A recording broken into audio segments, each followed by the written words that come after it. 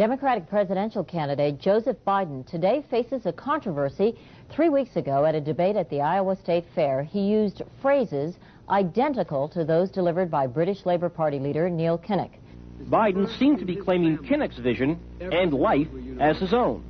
Why is it that my wife, who's sitting out there in the audience, is the first in her family to ever go to college? Why is Gladys the first woman in her family in 1,000 generations to be able to get to university? My ancestors who worked in the coal mines in northeast Pennsylvania don't come up after 12 hours and play football. 8 hours underground and then come up and play football. It's because they didn't have a platform upon which to stand.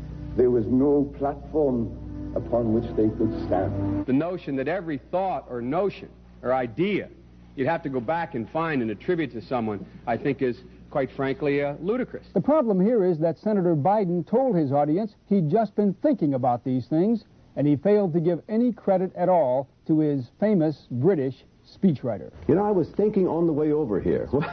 Now, that's a little too much, because, as you point out, what's behind the words? What's there?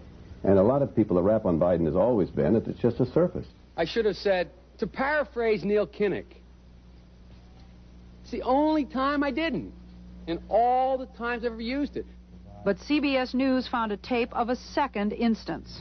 It reappeared in the New York Times with a new charge, that Biden had appropriated a famous litany from the late Robert Kennedy about what the gross national product cannot measure. It cannot measure the health of our children, The health of our children, the quality of our education, the quality of their education, the joy of their play, or the joy of their play.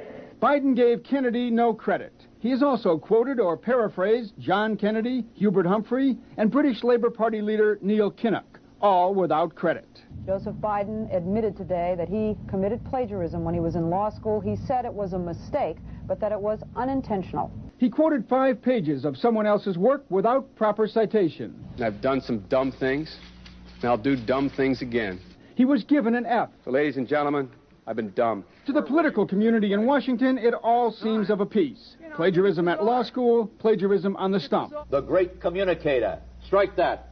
The great imitator. You don't steal verbatim, or when you do, as he did 99% of the time, you give credit. Biden's critics say he sells himself as a man whose words and visions can inspire a new generation in politics.